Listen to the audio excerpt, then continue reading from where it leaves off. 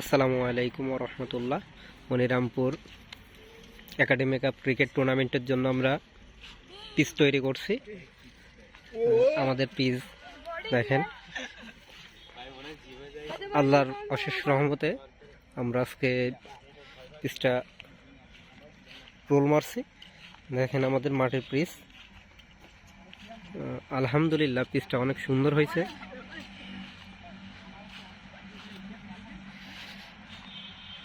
নতুন মাটি তোলা হয়েছে, মাটি তুলে আমরা আর কি আমাদের রোল